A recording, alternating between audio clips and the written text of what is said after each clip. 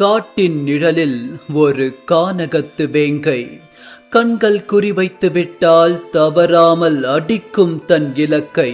அது பாயும் வேகமும் பதுங்கும் தந்திரமும் பகைவரின் நெஞ்சில் விதைக்கும் பயத்தை. இது வேங்கையின் கதையல்ல, வேங்கை மைந்தன் கானகத்தரசன் ஏகலைவனின் கதை. 1000 வேங்கையின் கூரிய பார்வையை தன் கண்களில் சுருக்கி அண்டம் கடந்தும் அம்பெய்யும் ஆற்றல் படைத்தவன் இவன். வேங்கையின் வேகம் இவன் 2 விரலுக்குள் அடங்கும்.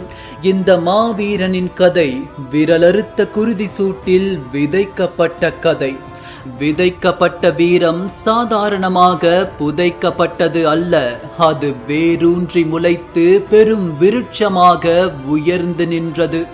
அதை கண்டு பிரபஞ்சத்தை ஆளும் பரந்தாமனே பிரமித்து நின்றதுதான் கதையின் உச்ச கட்டம். மகாபாரதத்துல வில்வித்தை வீரர்களை யோசிக்கும் போது நமக்கு முதல்ல ஞாபகம் வருவதோ கர்ணனும் அர்ஜுனனும் தான்.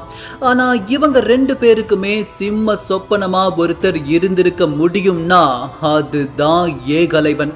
தகுதி இருந்தும் தட்டி பறிக்கப்பட்ட அவனுடைய உரிமையை பத்தி அவன் சிந்திய இரத்த துளிகள் கிட்ட போய் கேளுங்க, அவை சொல்லும் கதை கதையா.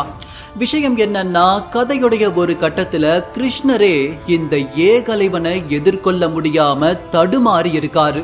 கிருஷ்ணரையே தடுமாற வச்ச யார் இந்த ஏகலைவன்? அவனுடைய உண்மையான கதை என்ன?